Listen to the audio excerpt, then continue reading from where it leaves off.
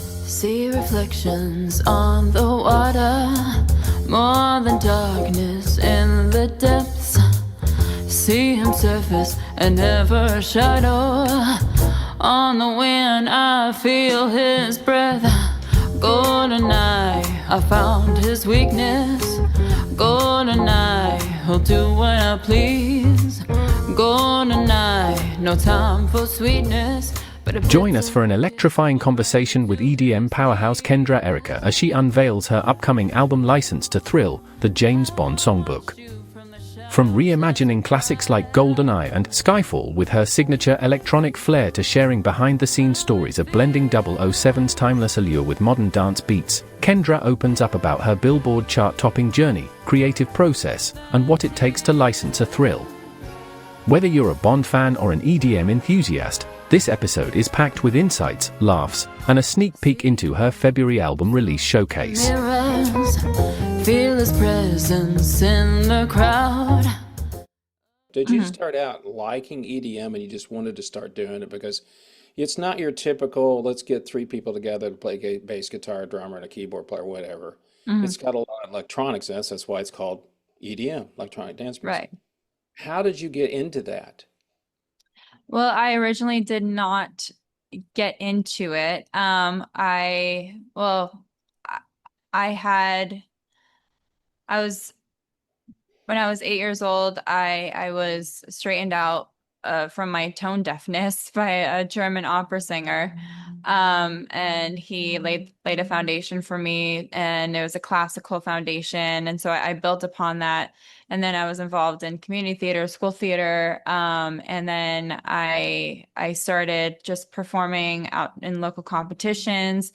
And then when I was 15 or 16 years of age, I got a job singing at an Italian restaurant where I had to really just do a crash course and build my repertoire to appease the clientele there in Boca Raton, Florida, by doing a lot of like the standards and American Songbook, and all those classics.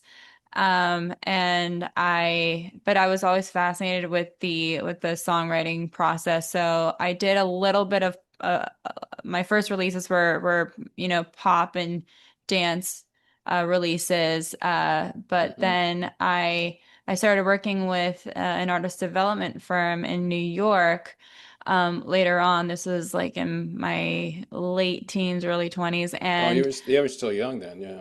yeah, I was still young. So I was like around like 20, 21 years old.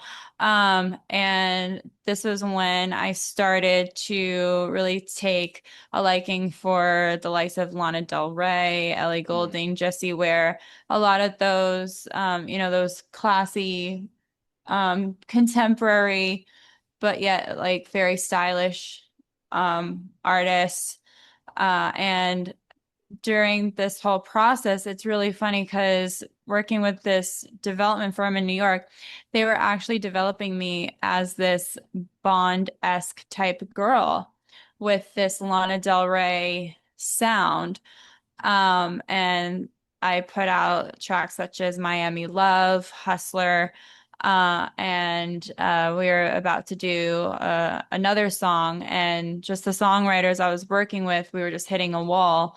And then Lynn Verlaine, the head of the firm, introduced me to Jason Dowman, who was essentially, and who became my Billboard promoter, Mm. because she said, I think your voice would lend itself well to that style of music, that dance EDM style, that kind of like falsetto, soprano. It goes really well with DJs, like Cascade, Armin van Buuren, like all of those, Tiesto, all of them, that they were putting out these records with these, and a lot of these European DJs too, like Gareth Emery, they were putting out all these records with all these like high soprano type voices, which I had. So she linked me up with him, and then because I wasn't really progressing with their writers, he just said, why don't you just come out to LA and start working with the team that I have. And the team that I started working with, like Damon Sharp, Luigi Gonzalez, Chris Garcia, Um, who else? Like Kevin Wild. I started working with them, and from working with them, they were all very like dance, pop, Hmm. commercial, focused, that's and then I started writing and recording and charting on the Billboard charts with that kind of style. So, and now I'm coming back to that Bond girl, that Well, Bond I girl-esque. don't think that girl ever Uh, left. no, That girl she never. never left. She just took a little bit of a scenic route. Did you ever think about, though, the story you just told me, that people, did it ever cross your mind, though, that people obviously saw something in you that they would go and say, hey, come up to New York, or hey, we're not done with you, let's take you to LA. I mean, they obviously, whoever was around you saw something in you that they could take, and they saw talent, is what I'm trying to say. Yeah. That, and the typical journey is different for you because of the fact that you were in that type of music. Hmm. And actually, when you were talking about singing at an Italian restaurant, I'm thinking, I wonder how many Dean Martin songs and Frank Sinatra songs she had to sing. Yeah, well, That's that's amore. well, I could. the so what ended up happening, how I got that job is my parents and I went to this spot called Renzo's in Boca, and it was karaoke night. Like every week they did karaoke night, and Mhm. I got up and I did "Time to Say Goodbye" by Andrea Bocelli. And I was like 15 at the time, and because it's just so unheard of, and so it's almost like how does that come out of that young girl? Yeah, yeah. Just that whole shock value. Um, I got a standing ovation, and then Renzo comes up to my parents and I with two glasses of wine and says, "I have a proposition for you." And he said, I just lost my Sunday singer because she got knocked up. Um, and and would you essentially want to take that spot? And I said yes. Of course Um you and did.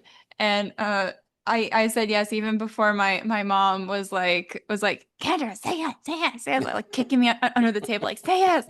I was like, Mom, I got this. I Yeah, know what I to got it. I got it, Mom. do. I got it. And when I got that job, then I it was almost like then the fundamentals, it's like that initial high was starting to like wear off, and then like reality started to hit in, and then my Mm. mom, even my mom, she was like coming down off that high and then starting to check herself with reality and say, oh, well, you got to learn all these songs now. Because Yeah. all these Yep. people that are coming down here, all the retirees, they're gonna want to hear some Frank and some Dean Yeah. and some Doris Day and some Billie Holiday. So Oh, I yeah, I forgot had about Queso Ross. Yeah, yeah, yeah. You got all those yeah. nonsense. Yeah. So Well, I but had to here's do the a thing, crash though. course. Here's what I think's funny is when it's like when you get to that point in your career and you were only 15. Mhm. So anytime somebody's going to say, "Hey, would you like to sing on Sundays?" Of course you're going to say yes. But then, Yeah. like you said, you're going like, "Yeah, I could do oh, wait a minute. I'm not just doing a song. Yeah, I'm I not can't just come in and doing a sing Andrea song. Bocelli every time I come in here. I got Yeah. about 4 hours to fill." Yeah, I've got to fill my hours. Yeah, exactly. And I can't just come on in here and do like Spice Girls and Britney Spears because that'll get me kicked out. Yeah. Um all the stuff that I'm listening to. So, but what's really great about this is my parents had seasoned me from a young age because when I was growing up and they would have company over, they would always play the soundtracks of Celine Dion, of Barbara Mm. Streisand, of like Phantom of the Opera, all the Broadway classics. My dad would always play Frank Sinatra whenever we would be driving to dinner and from dinner or wherever we were going. He would always be playing those songs in the car. And now looking back in hindsight, I'm thinking he did a good job at that kind of indoctrination with me because I like that. Well, you didn't even think about it because you heard it so many times. So when it came time to sing those songs, you already knew them. Because I'm I sure already you knew sit in the them, back yeah. seat and go like, "Oh my God, is he going to play that song again?" Or hear it on the radio. Dad, we can't hear that song, and I can, But then Yeah. later, it actually Mhm. paid off. Yeah, it, It paid it off. it paid off. Yeah, and also like it kind of just started to live within me and started to become a part of my development and a part of my absorption. Were either one of your parents were they artists at all? Did they were singers, performers? Did they do anything? No, nothing.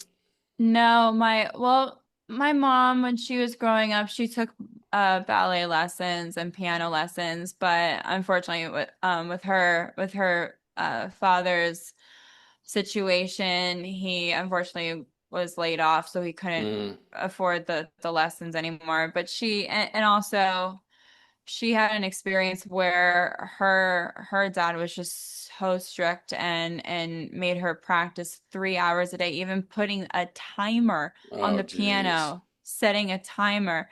So by the time she got to like the big recital, she got up on stage and she completely blacked out because she Yeah. had rehearsed so much. And so she blacked out and just walked off the stage because um when you just run the tire so much through the mud, you literally see mud and you see black. Well, it's kind of like parents that want their kids to be sports people. They're Yeah. living their life through the kid. How did you realize that somebody's saying you can't you suck at singing? What I mean, where did somebody say that you can't carry a note? Was it in school that somebody said, "Hey, get up and sing," and you couldn't do it? How did they recognize that fact? No one really said to me that I was tone deaf. It's sort of like let's just well, especially when it comes to my parents, let's just help her out. And but let's just not tell her diagnosis, really. Um, well, because when you're and I think they did that to protect my porcelain doll little ego too. Because if they were to have said, you're tone deaf, then I would have been absolutely Oh crushed, and yeah, then I yeah. probably would not be where I am today and doing what I'm doing. I would have been like Patrick from SpongeBob and crawled underneath a rock. Did you say it was an opera person that teach taught you how to overcome it? An opera style? Yeah, Okay. a classical coach. He Okay. was the musical director at the local theater that I went to. Because I wanted to get more involved in performance and theater, but because of my condition, my parents were like, okay, in order for her to actually do this properly and with an unhumiliatingly, we need to get her straightened out. But I didn't know that I was tone deaf. I just had the Oh, to confidence know. Yeah. to do it. There's actually a tape of me when I was turning 3 of me singing happy birthday to myself, and it was like atonal. It was like the plains of Kansas. It was like Flat. one plane. It was like na na na na na, like Yeah. just flat, just completely flat, like nothing, no rocky, no undulation, nothing. So retroactively looking at that, I'm like, yeah, there was something askew there. But then the classical coach, and being that I was 8 years old, I was still super duper young. Oh yeah. I was very amenable to the training, and I soaked it up like a sponge. So that's why they say it's better to learn a language when you're younger versus when That's you're true. older.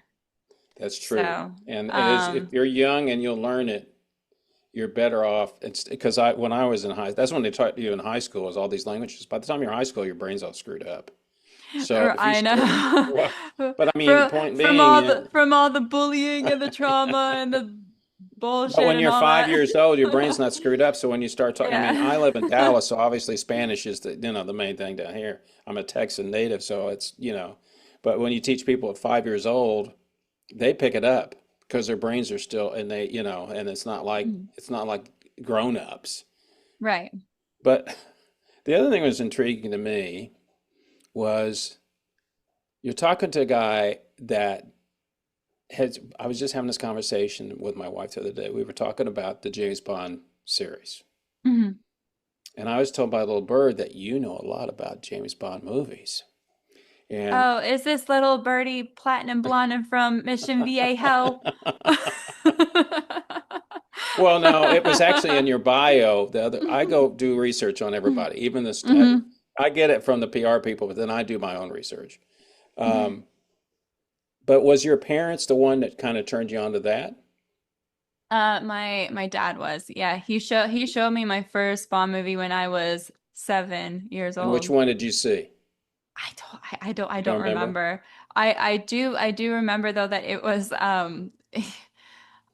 you're probably gonna say, well, that's all of them, but it was the one where the one of the bad guys that he's trying to fight off gets in the front seat of the car and he just like ejects him from the Oh, passenger seat. that is I think it's Goldfinger. Yeah, I okay, yeah. think it is So Goldfinger because yeah, it is, and that's when they caught him because I know it's like, you know, everybody goes, well, who's your favorite? My wife was like, who's your favorite Bond? And all that good stuff. And you chose Goldeneye is the one that you chose, and who sang that in the movie? I don't remember. Tina Turner. Oh, Tina Turner did. Okay, Yeah. so let's talk about your career, Mhm. and this is the part I started out with.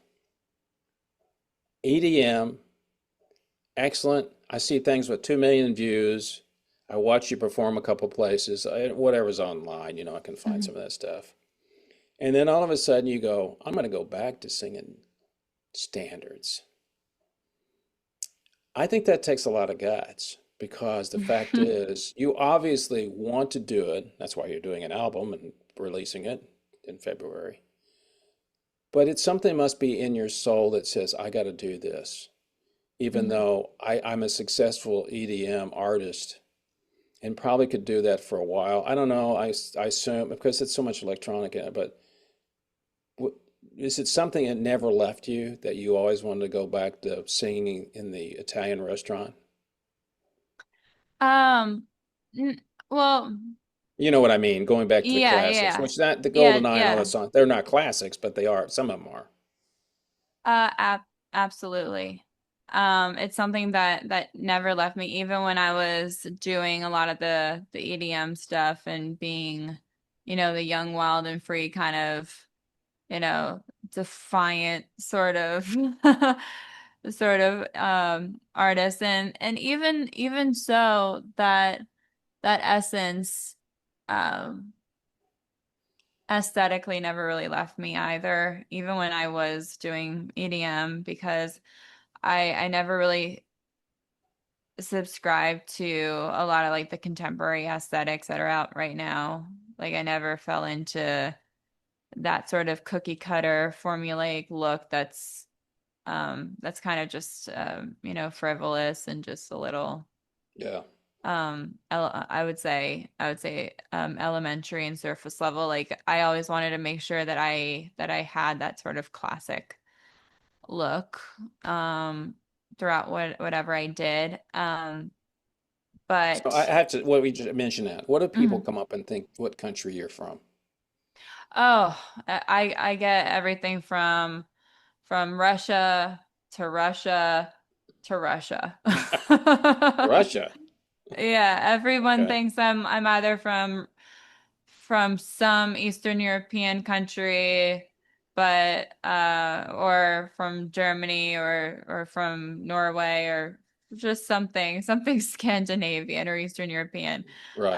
Um, but Yeah, I should probably from now on say that I'm from Russia with love. Um to be on brand. You But should start speaking in a Russian accent. That would be hilarious. oh, You I know, can when so do the Russian accent. yeah, So so when so they ask good. you that and you start going, you speak in like the Russian accent, and they go, "Oh, so it disappears when you sing." Oh yeah, it's just like the British people. I don't sing. I, Exactly. Exactly. Yeah.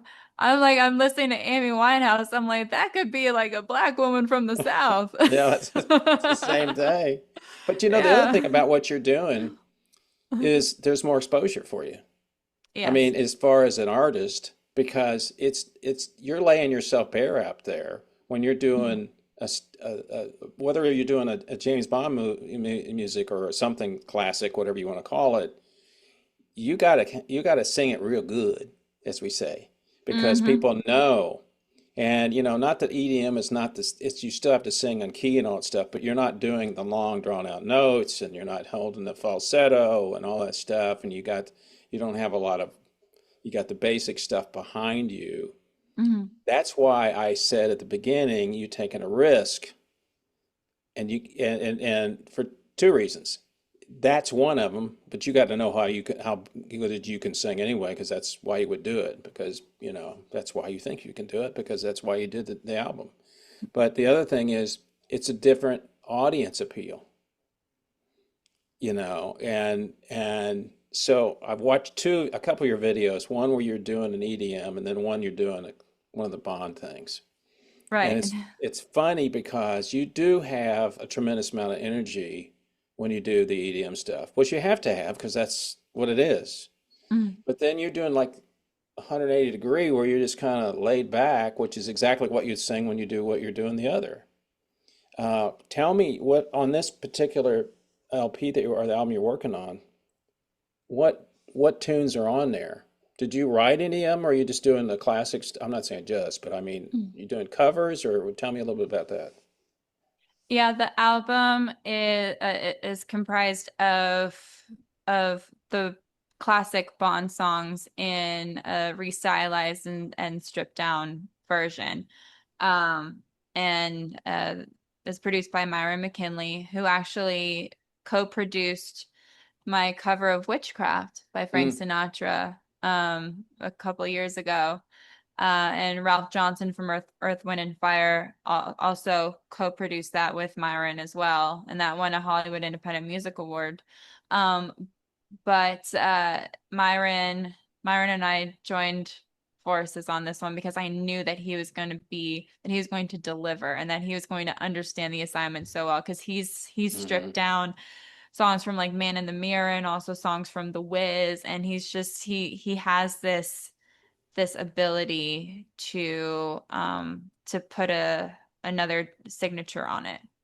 So I knew that he was going to be the guy for this project. But the songs that are on the album are from all the decades of Bond, from the 60s, 70s, 80s, 90s, and today. So I have Goldfinger on there. I have Diamonds Are Forever on there. I have For Your Eyes Only. I have A View to a Kill on there. I have Goldeneye. I have Surrender from Tomorrow Never Dies. And then I do Skyfall, Writings on the Wall, and then No Time to Die. And So you got then, all the decades covered. yeah, You got all the all, yeah, decades covered. yeah. And then I did a stripped down version of one of my Billboard charting songs called A Deeper Love, which I wrote with Damon Sharp, but Myron stripped it down to a really nicey, smoky version, and that's going to be a bonus track on the album because that in its stripped down form it's it sounds sonically so much like a Bond song. Mm. So I wanted to throw that one on there as well. Um, and yeah, I cover all the decades I'm on, and it's just it's a journey. And I think I think I'll do a volume two just to Oh, expand the there's what, Bond. 20 25 movies? How many? I forgot how many there's. Yeah, Been it's yeah, like 25 movies. Yeah. 25 movies. Yeah, I'd like to do a volume two to cover the rest, and then that'll also expand the show as well. But the other thing too, I think you got going on with you, Kendra, is the fact that you switch audiences, but you have longer staying power. Mm, They called classics, but they're called that for a reason right. because they've helped with, why do we listen to the same stuff at Christmas time that people will listen to in the 40s or I know. it's the classics. And you're also probably going to expose people that never maybe ever saw a James Bond movie, because I've seen them all. Yeah. Uh, and you're right, they're all basically the same, but my wife says, "Why do people quit?" I said, "They get too old." Daniel Craig said the same Yeah. thing that Roger Smith said. I can't remember his last name. Anyway, he said, Roger Moore. Yeah. yeah, Roger Moore. He said, "I can't be 55 and having a scene with a 22-year-old Bond girl. It just doesn't look right." And Yeah. Well, thank you for him saying that because it's, especially in this industry, what's going on. oh It's, yes, well that's a completely different now. Yeah, it's a completely different thing. You right. must really want to be standing in front of full symphony and do like Goldfinger, which you can go. I'm sure you've seen Shirley Oh Bassey my do it. gosh. I mean, with the The whole thing behind you. the I chills mean, that just went down my uh, spine I can just when see you you when doing when it. when you said that. Yeah, the chills that I just got goosebumps when you said that. So like that, I don't know that means it's spiritual confirmation, but No, I mean, I think can't you see yourself? I'm sure when you did this, you said to yourself, everybody has a dream. I don't care yeah. where you are in your career. I still envision you, and I look forward to the day when I see it. Oh, look who's walking out on stage. Oh, look who's going to sing in front of this. Ladies and gentlemen, please welcome. And here you come. And you sing the song. And you have to realize that that's a moment that's coming for you. You Mhm. know, that, yeah, it's great. And I may be speaking out of turn here, but I don't know, have any idea what your goal is Mhm. other than play the music that you love and redoing it so it's different. What is your goal? Well, the goal with this album is to create a show. And the show is going to debut in February, on February 15th in Vegas. Um, and the goal is to create a show out of this album and to either create a residency Mm. or take it nationally and internationally. Because I just don't see the appeal with Bond stopping just in the city of sin. I No. see, No. because it's just so global. I mean, Oh, yeah. just look at the movies alone. It's like a whole geography lesson. Oh, I mean, yeah. it's like a whole travel guide to exotic places. So, and that escapism of Bond, is just what has made it so, not only like revered, but also, you know, memorable too. So it has a global appeal that I am looking forward to being a part of. And that's another reason why I decided to do this project is because the demographic and the audience for Bond, I mean, it's already baked in. Oh, yeah, sure it is. It's And our it's and already it's already baked into to the um the martini shaker. well, and then you can get crossover because the fact, like me being a baby boomer, I've seen them all.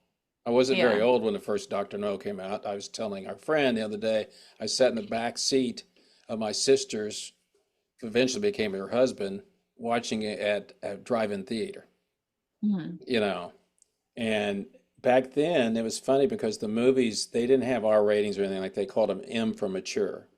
And most of my Right. friends, my parents didn't care, But a lot of I can't go see it because it's got M on mature on it, and I'm going, okay, then you'll never get all the jokes and all that stuff. And we waited for the jokes that Sean Connery would say. But the fact that you just mentioned it. So you got the 60s, the 70s, the 80s, the 90s. You got them all Yeah. covered. So you're Uh-huh. going to pick up people that might have seen even Pierce Bronson, who's a little bit older. Mhm. Oh yeah, I remember that song. And then you're going to pick up the Adele people. Now that I know what your goal is, it all makes my understanding now how the whole thing. And that's a big picture thing. I like big picture things. Um, Yeah. Well, and and also like you said, it grabs the Adele people because the people that just knew that were just introduced to Bond because they were fans of Adele, because they were like, "Oh Mhm. my God, we love her Rolling in the Deep. Oh my God." Yeah, Or just the people that are Billie Eilish fans and who were introduced to Bond. So, and there are a lot of people of this generation that aren't really familiar with James Bond mm, unless if they really showed an interest in it, or they were like paying attention to like what their parents liked, or however it may be. But it's a generational thing. And also that's another reason why I wanted to do this project, is because, it's really time to bring classic back into agreed. our world today. Because I mean, I just walking around in the airport when I'm traveling a lot, or just even walking around here in LA, it's like you see people just dressing like slobs and like in sweatpants and all that. And even when I go to the Polo Lounge now, the Beverly Hills Hotel, there are people wearing like hoodies and Yeah. just treating the decorum with such like neglect. It's like So I was in a store that somebody had their pajamas on, yeah, and you're like, oh, come on. And it wasn't like they did it on purpose. Of course they did because they didn't have clogs on. They had, house shoes on. And I'm thinking, right. can't, but I'm so used to it now. But I mean, still, you're right. And I think bringing class back is cool. I think that's really a great thing to think It's about. really cool, and also musically and musically and stylistically too, because the one person today that is sort of leading that right now is Nicole Scherzinger, because she went from doing the Pussycat Dolls and now she's doing like Andrew Lloyd Webber, and she just won a Tony for Sunset Boulevard. So, and even she kind of got tired of the whole like what's the word, just a pop surface level stuff that she was doing with Pussycat Dolls, because she even said no one was taking me seriously as an Well, and the other artist. thing is, it's kind of like when they talk about Billie Eilish or someone of that ilk, or Ariana Grande or something, and they go in the studio and they manipulate it so much now that it's lost everything. It's none of it's real anymore. Oh, I can change Yeah. that one note. Oh, I think you need an inflection on that vowel, and then we'll change it. That loses, to me, it loses all the continuity. I mean, I'm going like, okay, I know you can do it, but now it's becoming just electronic music because you're losing out on the ability to make just music and not worry about it. Yeah, definitely. It like you said, um it reduces the the authenticity, and it also just makes it more engineered.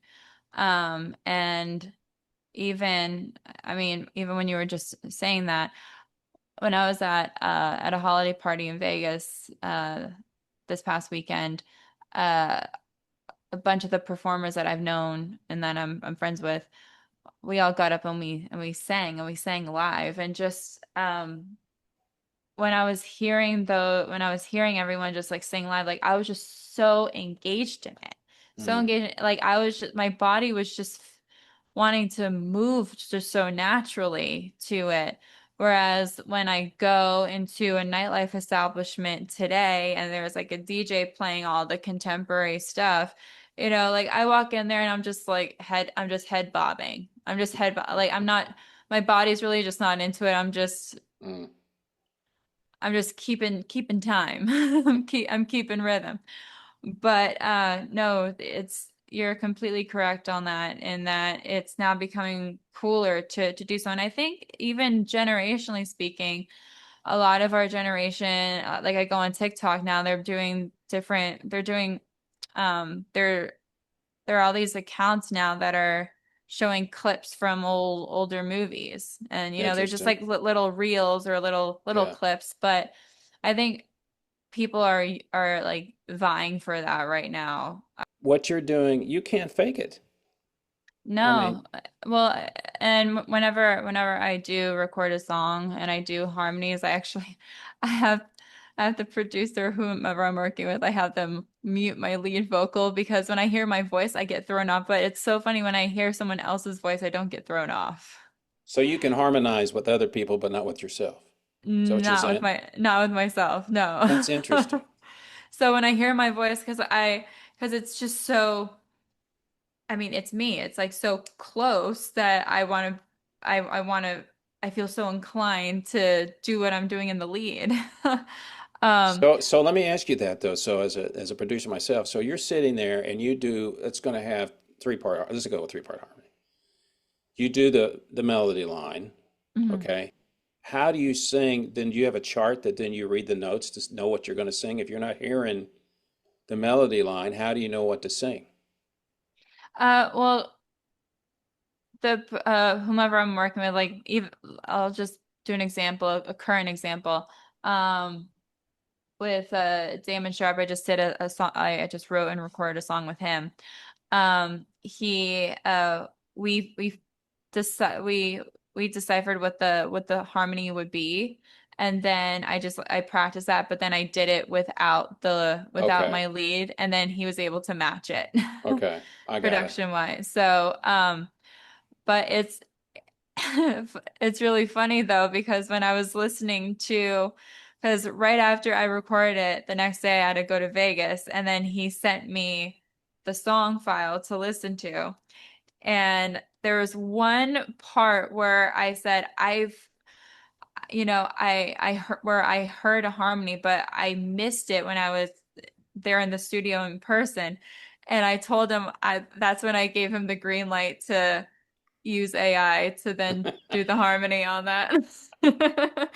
And then he did it, but it wasn't for lack of like effort or No. anything like that. It was just because, when you hear it so much, and then you're like, okay, it's good, but then you listen to it on fresh ears, you're like, oh, there could be a harmony in that particular part. So then I was just like, yeah, just do some AI and put a harmony on Well, that. I think it's kind of like when you go, I had people when they go to the studio the first time, I tell them it's really easy to second guess yourself over and over again. And Hmm. and I had a friend of mine, I was in Muscle shows a few years back, and I had a friend of mine, he's an amateur drummer. I said, why don't you come down and play on this tune? I'm going to be recording. And I told him, I said, you know what's going to happen a year from now on your list of Spotify, you're going to say to yourself, I could have done drums differently. So about a year later, he says, you know what, you're 100% right. And I go, what do you mean? He says, I was out mowing the yard and listening to the song, and I go, I could have changed the drums. I said, it never goes away. I said, you Yeah. eventually you have to walk away from it because if you don't, you will drive yourself insane trying to I change know. stuff. You know what I mean? Because you want it to be Yeah. as perfect as possible, but people don't know that. This is the hardest thing I try to tell people that aren't doing it is trying to convey what's up here and telling people in the studio that you're recording, this is what I want to have happen. Hmm. And not just in the recording studio too, but like when you're doing content creation, like videos and photo shoots, like Yep. I have to be very specific now, and I kind of have to take like a really super duper participatory role. Because I'm usually like, yeah, I'll send reference photos, and I'm like, yeah, can you recreate that? And then we get to the shoot, or the shoot location, and I'm like, where are we gonna do this particular shot? Because I don't see any room or any spot where we're gonna be doing this. So it's really important not to be micromanagey, obviously, because then you get Yeah. labeled a Yeah. Well, diva or difficult. yeah.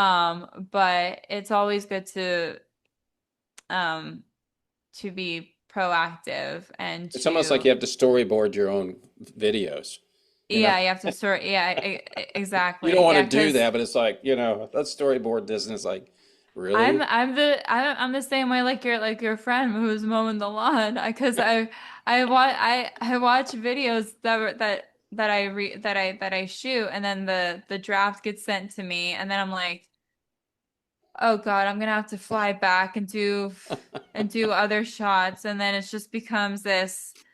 I'm like, could I just have like an endless budget for everything, please? I just want an endless budget. I want to be able to go back whenever I please to do pickup shots. You must have some, and you don't need to tell me who they are, but you must obviously have some people that are supporting you quite a bit to do what you're doing, Yes, I do. which is great. Yes. Yes. Yeah, I do from family to just close friends that I've developed a rapport with and working with. Like people that I'm working with that have grown um to become very close with me. My parents have given money to certain individuals and Yeah. the um uh it's been questionable what their efforts are. Well, how do um you never learn, there's not a book that says how to become a musical star or, there's nothing no, like that. and also that whole concept of whether you give this person money or not. Like there are people that I work with that genuinely support me, but you know, at the end of the day, they need to Sure. they're a business as well. So, Yeah. but it's not to but there's already that trust factor and there's that give and there's that take and there's that understanding of what I'm going to get from them because they've proven that to me. Yeah. Um, but yeah, when it comes to just giving an inordinate amount to someone to promote you, that's yeah, because I've gone down that road too. Well, that's because there's always going to be people that want to perform. There's always going to be people that want to try to make it to the top or whatever the thing is. And you get that drive in you, and it's like, oh yeah, like okay, here's the $10,000. Oh, okay, yeah, yeah, yeah. But mom, dad, give me $10,000. Yeah, yeah. What's happening with that $10,000? I don't know, but give another $10,000 to somebody Yeah, well, else. and also when you give the when in my experience, we've given money to people and then they use that money and then on another person or another project. I got to tell you real quick. There's I'm like, what? I'm like, I've got more to offer than this than this replicated Justin Bieber's Isn't got this a going on. pyramid scheme? I'm going to give you money, then you're going to Yeah. give to somebody else and give it to to somebody Yeah. else. So, Yeah. Is it a pyramid scheme? Exactly. Like, okay, out of the catalog of the movies and the songs, there's always the one. What's the one that you love singing more than the rest of them? and you're talking out of the License to Thrill catalog. Well, out of any of the James Bond songs. Or Oh, yeah, that. yeah, that's yeah, out of the here's the catalog of all the James Bond. Obviously, you picked some out Oh, that you yeah. like, but there's always some song that you like a little bit better. That oh yeah, let's go. What's your Diamonds favorite? Are Forever. Really? Yeah. Wasn't that Shirley Bassey too that sang that? Shirley Bassey, yes. Yeah. Diamonds are fair. I remember when I saw that movie.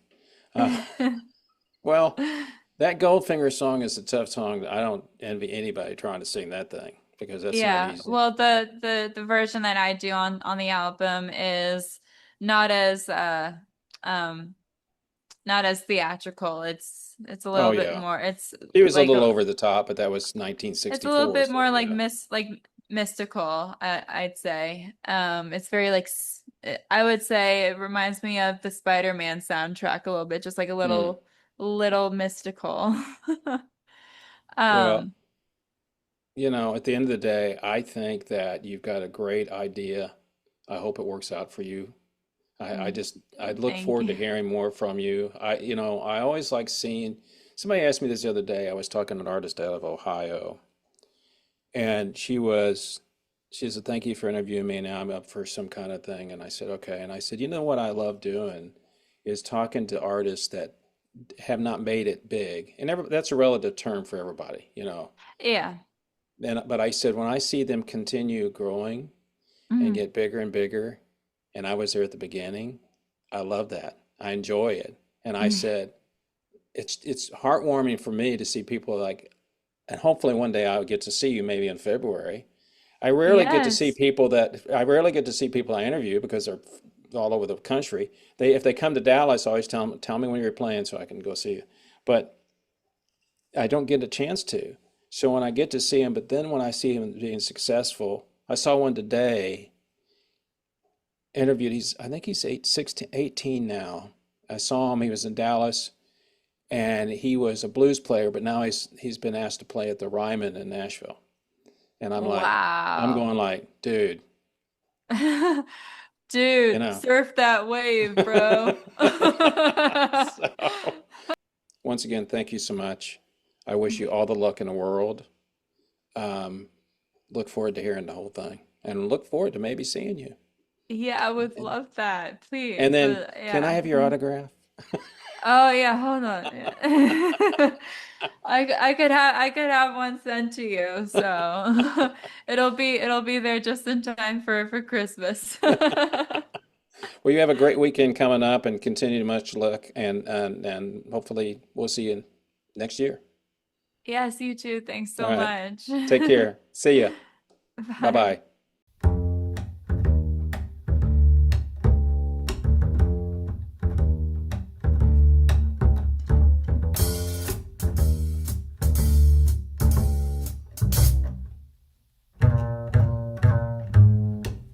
See reflections on the water, more than darkness in the depths. See him surface and never a shadow. On the wind I feel his breath. Golden eye, I found his weakness. Golden eye, he'll do what I please. Golden eye, no time for sweetness, but a bitter kiss will bring him to his knees. You'll never know how I watched you from the shadows as a child. You'll never know how it feels.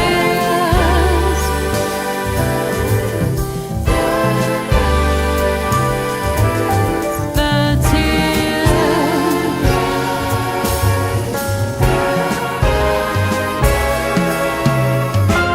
See him move through smoke and mirrors. Feel his presence in the crowd.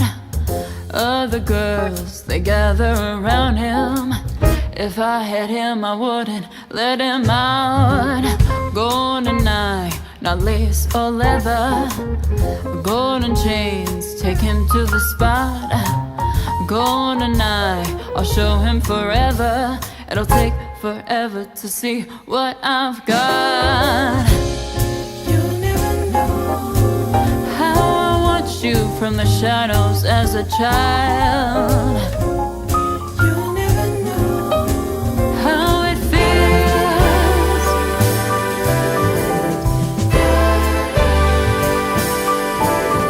The tears.